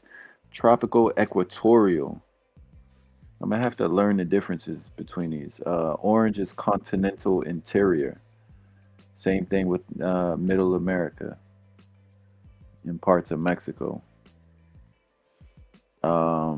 This yellow, hot desert down there in Australia on the western side, central and western side. And we already know Arabia, North Africa. And then we got blue, that Mediterranean again. We also see blue down here. That got to be like what, Chile or something, Argentina or something down there. Oh, I could stop the rotation. All right. So we know the purple is the tundra, the yellow is the desert, the hot desert, the blue is Mediterranean. So it got some Mediterranean down here too. Which one didn't I talk about really? Temperate maritime. So that's over here in New Zealand, temperate maritime. I don't know what that means.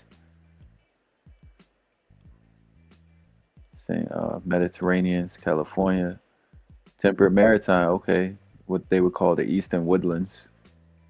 Almost, just about.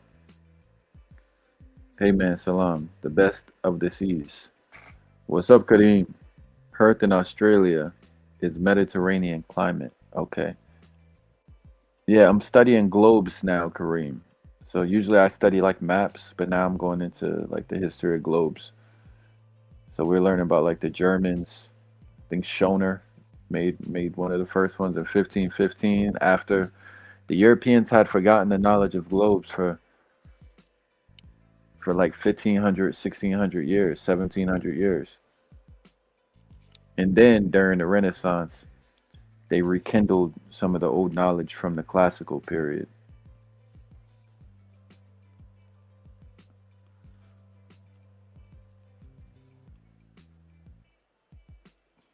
Um, Population, climate zones, photorealistic. Let's look at the photorealistic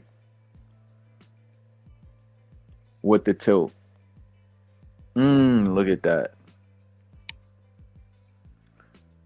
Look at that. There was nothing between the Roman and the Renaissance. Well, that's what they say about the Europeans. Okay, because all right, here's how they broke it down. They said the Europeans were still caught up in lore, right, and theology, while the Arabs were practicing science, astronomy, astrology, cartography, um, mathematics.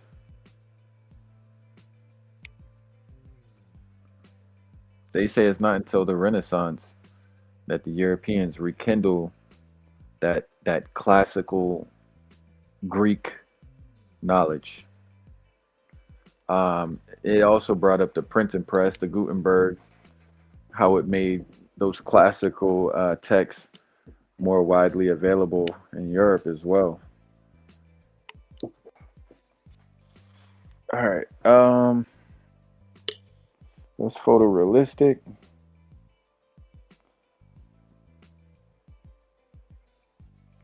We got population. Oh, let's go to energy. Energy consumption. Who consumes the most energy? Uh, so the darkest is going to be the highest energy consumers. So the lightest means least, darkest means most. And we already know what we're going to see. So the United States, it's like pitch black almost. Australia, very dark. China, very dark. India, very dark. Russia, very dark. Iran, very dark. Saudi Arabia, very dark. Egypt and South Africa. What's that? What country is that? Algeria, Tunisia. I mean, sorry, Algeria. Kareem, y'all using up energy over there, man. Y'all one of the darkest colors in Africa, Kareem. Look at Europe. Look at them. Look at Spain. Spain is black. Spain is black. France, black. Britain, black. What is this? Germany. That I think no. I think that's Germany. One of those Germany. Black. Italy, black. Turkey, black.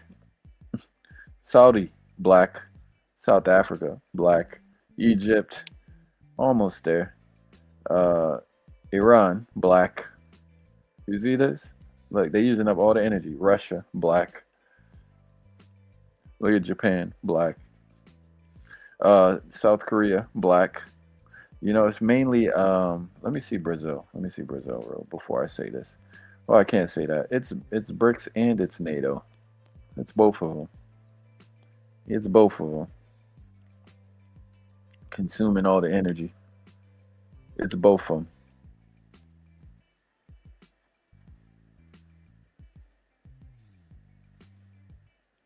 Let's look at the night. Yep.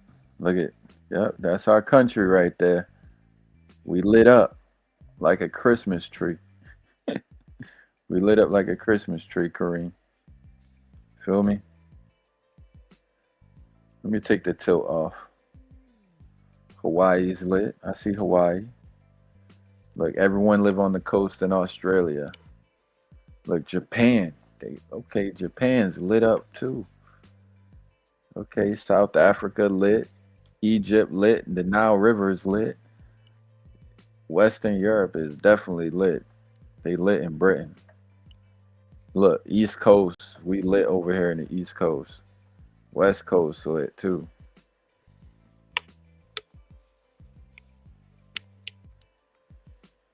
Um, okay. We got average land temperature. Let's go to tectonic plates. I feel like tectonic plates would be interesting. Check that out. What y'all think about that?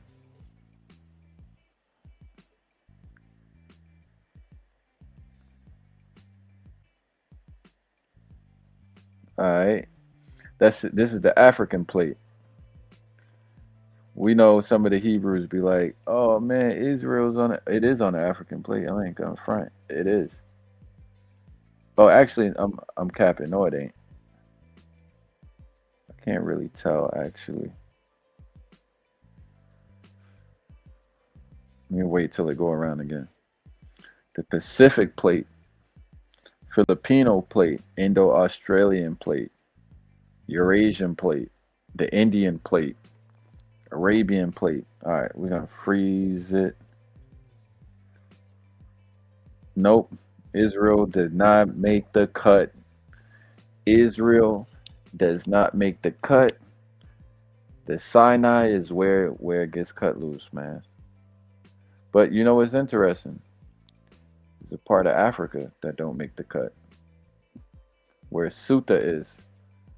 But I think politically that might be Spanish. Even this part of Tunisia don't make the cut. But look, a part of Italy is on the African plate. And I think this is Sicily. Very interesting. Look, part of East Africa didn't make the cut. Socotra, that little island, is right on the border of the tectonic plate.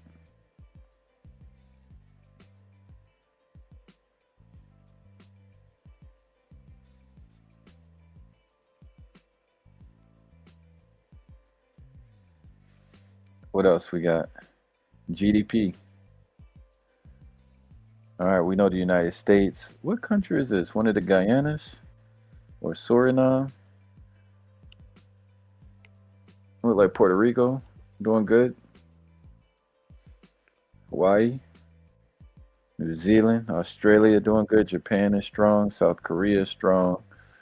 Not sure what country this one is in there. In this little Southeast island. Saudi's doing good. I think this is UAE over here. They're doing pretty good. We look up at Europe. I'm not sure what country or what countries these are right here. Let me see. Central Europe map. All right, those countries right there above Italy that have strong GDP are, why is this blurry? Maybe Austria, and what's next to France? What's next to France? Switzerland. Austria and Switzerland, that's what it is. It's Austria and Switzerland. And then further up toward the north, that was also, because there's another dark region there. You see what that is. I think one is Norway. One is Norway. This one's Norway, right? Or Sweden. Oh, that's Sweden. My bad. Okay, that's Sweden. And this right here is the Netherlands, right? There's got to be the Netherlands. So let me see. No, no, no. I was right. Hold on. It's Norway. It's Norway because the one on the right side is Sweden. So this is Norway right here. And I'm pretty sure this is the Netherlands. And then this is Ireland right here. And also look at Israel. Israel's GDP is strong too, just as strong as Saudi. I'm guessing one of these is like Bahrain, right? One of them is Bahrain. Might have to get a little bit better with my geography. Damn, look at these extreme north islands. And then Canada and United States, of course. That's not a surprise. All right, let me see if I got anything else before I jump off here. I'm not sure what GI index is. Oh, a measurement of income inequality. The higher the number, the bigger the gap between the rich and the poor. Wow. All right, let's zoom in a little bit. Oh, wow, look at Africa. So I'm guessing this Central African country, there's no data for. Or I don't know why it's just blank. South Africa. I'm not sure what country this is. I got to get better at my African geography. I'm going to guess the blank ones there's not enough data for. But wow, United States isn't that bad, huh? Comparatively speaking. Unless I'm looking at it backwards.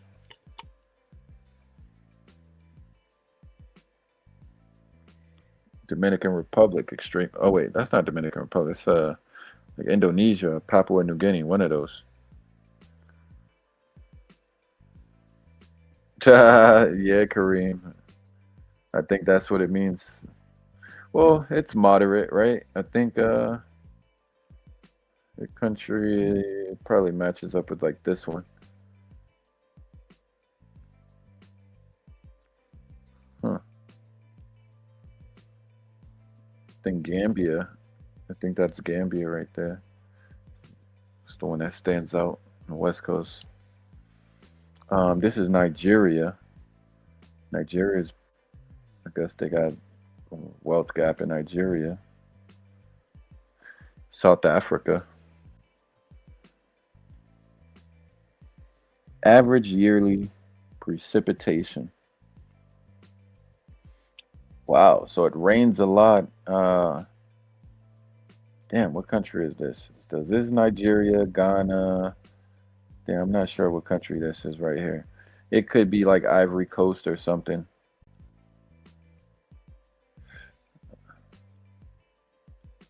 Yeah, we know it rains a lot in the Amazon, Central America, in the Caribbean. Pretty moderate in the United States. Let me zoom out.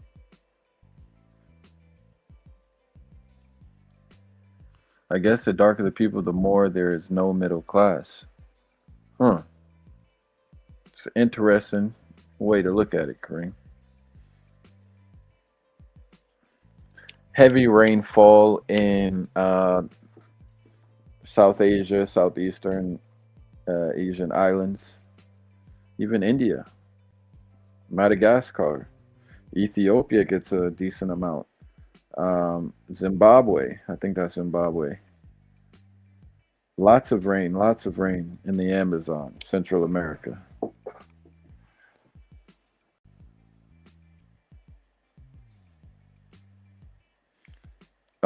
Terrain. Did we look at terrain? I think we did look at terrain. Oh no, not like this. Not like this. We did not look at terrain.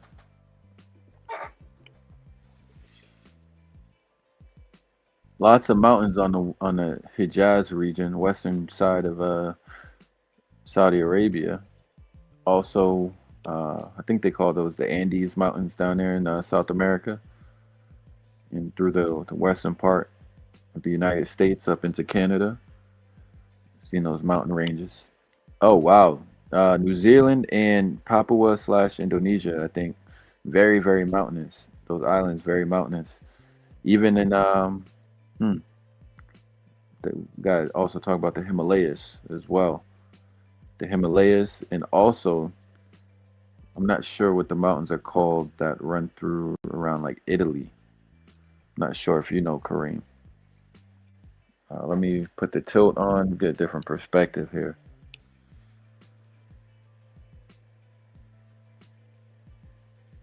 See, I always thought Central Asia was supposed to be the steppes, like flat, and it is, but there are also regions that's very mountainous.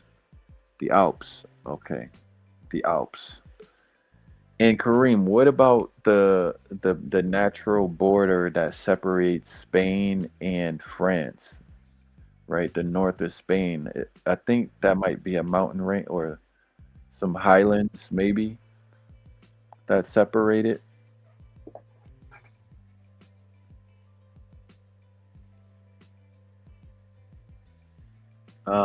Here's the political: the Pyrenees. The Pyrenees. That's right, Kareem. You're right. You are right about that. Thank you. Thank you. Thank you. Appreciate the help. Okay. Um, I pretty much looked through all of it. Energy consumption, GNI, population density. I did not look at population density. Here we go with the population density. Now we could see where everyone is concentrated. Wow, northern India. Whatever, what country is this? Mongolia, maybe? No, Mongolia got to be up here. What country is this area, this region? Would these have been the Mongols or the Mongols further up? I know part of this is China, but no, China is over here. So what is between India and China?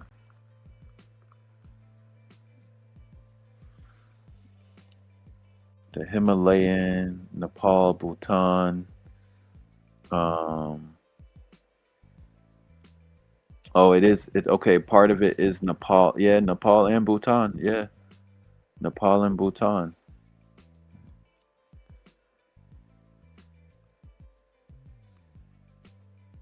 Mongolia is north of China. Desert of Gobi. I don't know what that is, Kareem.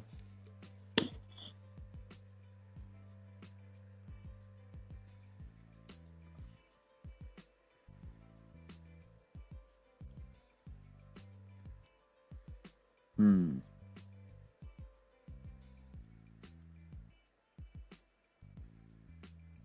Part of it is China though, because Nepal and Bhutan is just like this border region. But yeah, India is very densely populated. Egypt, very densely populated. Yeah, Gaza, right? I'm pretty sure this is like Gaza, Palestine. Y'all know what I mean. Region. Let me get zoomed out here. Let's reset this. Oh, United States. Gotta look at United States. Hold on. Wow, they say we dense up here in Massachusetts, huh? Really? I know Detroit is over here somewhere. I think this is Detroit right here. Then you got Miami, Miami Beach. Look, the Caribbean islands are dense. The Caribbean islands are dense.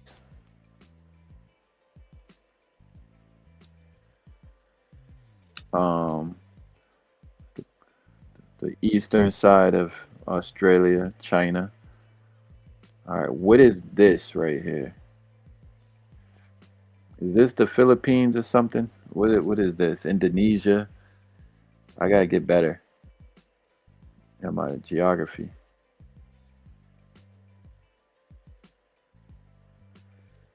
All right, that's in, well, actually, let's get a look at the northern part. We're gonna look at it from like the North Pole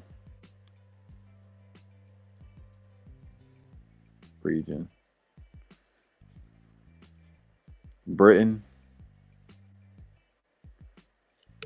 Malaysia, Indonesia. Very dense. Okay. Look, Middle America is like empty, damn near. Like Canada.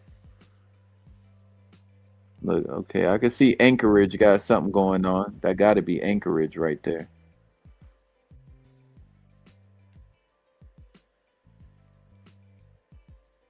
Japan is crazy. Chad is empty. Let me see. Yeah, the Sahara is empty. The Sahara is empty.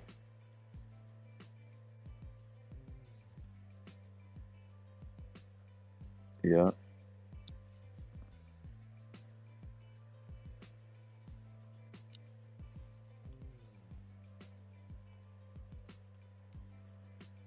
Population cartogram.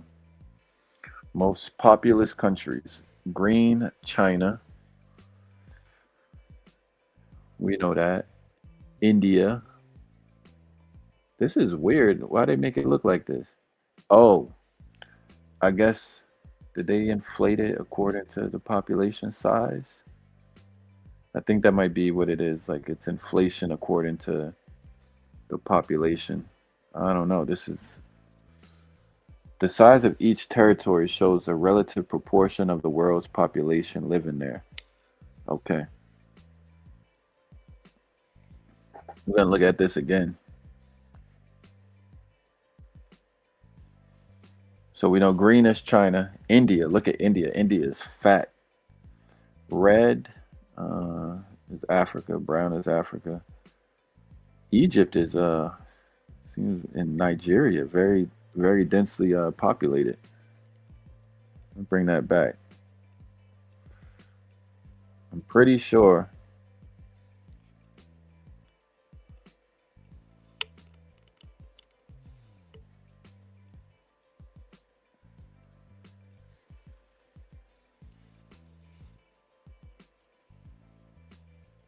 Egypt, Kareem, I think this is Algeria right here. Tunisia, Libya is small. Algeria in the south. Algeria must be densely populated in the south, huh, Kareem, or no? Why did it make the south wider like that? Um, and not, and is it not populated in the middle? Because the middle is very skinny. 80 million and 100 for Egypt and Nigeria. Okay. Turkey, wow. Turkey is a pretty decent size. This purple, no one lives on the south. Oh, okay. I guess because it's the south would be the desert for you guys. All right. I've been here for 2 hours. That was interesting. We're doing globes now, Kareem. So I might start talking about globes. I don't know. We'll see how interesting it is. You know, there's a lot of interesting information to learn. So I'll be coming back with information about globes in particular. But oh, Tuareg live in the south. Yeah, those are the desert dwellers. Those are the desert dwellers. Man, I'm hungry. I shouldn't have thrown out that extra food I had earlier. I should have kept all of it. You know, I was being arrogant. I ate a good amount of it and I was like, you know what? I'm good. I'm not gonna be hungry later. Yo, I'm hungry right now. I'm about to go make a turkey and cheese sandwich. About to be delicious. Then I don't know, maybe tomorrow I'll take a nice little trip and go eat some real food.